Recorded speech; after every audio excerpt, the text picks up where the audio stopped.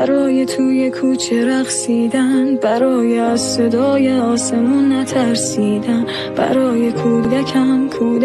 کودکامون، برای جنازه هایی که دیگه پوسیدن، برای بیخوابی و فکر بی آبی، برای پریدن از خوابهای رویایی، برای نوزاد شیرخوار زیر آوار، برای مادرها و سبت‌های تکراری، برای بیمارستانی که شد سردخانه، برای دروغات و اخبارای 100 زبانه، برای کشتن خبرنگاری که رصد کرد، برای تغییر ماجرا به هر بهانه، برای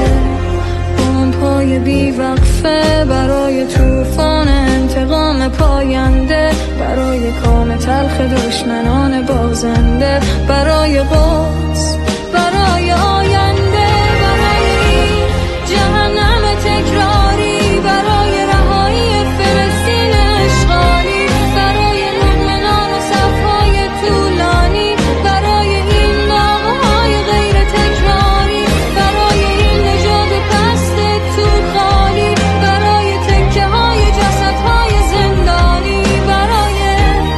زخم‌های تیر خورده، برای خورشید پس از شبای طولانی، برای 70 سال مرگ اجباری، برای نه به جنگ نه به ویرانی، برای کودکی که کودکی نکرد مرد بود، برای قدس غزه آزادی.